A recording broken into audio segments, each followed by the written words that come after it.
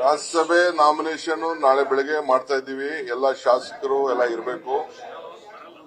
So ಇವತ್ತು ಇನ್ನೊಂದು ಗಂಟೆ 2 ಗಂಟೆ ಒಳಗಡೆ ಎಲ್ಲ ನಮ್ಮ ಲಿಸ್ಟು ಈಚೆ ರಿಲೀಸ್ ಅಫಿಷಿಯಲ್ ಆಗಿ ರಿಲೀಸ್ ಮಾಡ್ತಾರೆ. ಸರ್, ಲೋಕಸಭೆ ಸ್ಕ್ರೀನಿಂಗ್ ಕಮಿಟಿ ಸರ್ ಇವತ್ತು ಟೆಂಟೇಟಿವ್ಲಿ ಇಲ್ಲಿಂದ ಲಿಸ್ಟ್ ಇವತ್ತು ಹೊರಡುತ್ತೆ ಸರ್. ಹಾಗಾದ್ರೆ ಫೈನಲಿ ಈಗ ನಾನು ಚೀಫ್ ಮಿನಿಸ್ಟರ್ ಮತ್ತು ಡೆಲ್ಲಿಯಿಂದ ನಮ್ಮ general secretary screening committee members ಬಂದಿದ್ದಾರೆ.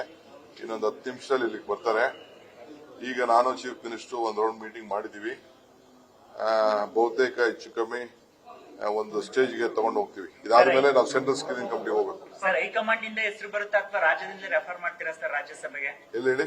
ರಾಜ್ಯಸಭೆಗೆ ಹೈಕಮಾಂಡ್ ಇಂದ ಹೆಸರುಗಳೇನಾದ್ರೂ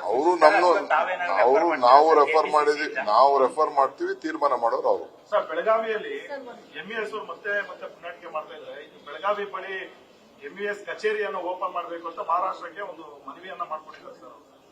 ನೋಡ್ರಿ, ನಮ್ಮ ಕನ್ನಡ, ನಮ್ಮ ಭೂಮಿ, ನಮ್ಮ ಭಾಷೆ, ನಾವು ನಮ್ಮ ಅಲ್ಲಿರುವಂತ ಎಲ್ಲ ಮರಾಠಿಯವರು ಇರ್ಬೋದು, ಅವರೆಲ್ಲ ನಮ್ಮ ಕನ್ನಡಿಗರೇ.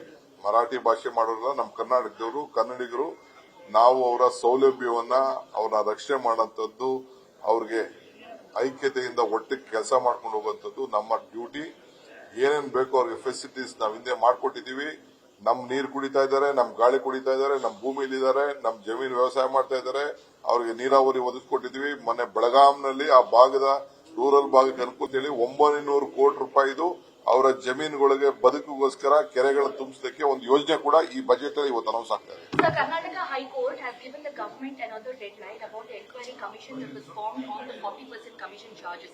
It says that it should be finished within 6 weeks or 100% bill sanction. We respect the sentiment of the High Command. We look into it. Sir, it is not my duty. We have given to a commission. Shamanur Shivashankarappa ಅವರ AICC ಅಧ್ಯಕ್ಷರಿಗೆ ಒಂದು letter ಬರೆದಿದ್ದಾರೆ. News first ನಿರ್ಭೀತಿಯಿಂದ ನಿಮ್ಮ ಪರವಾಗಿ.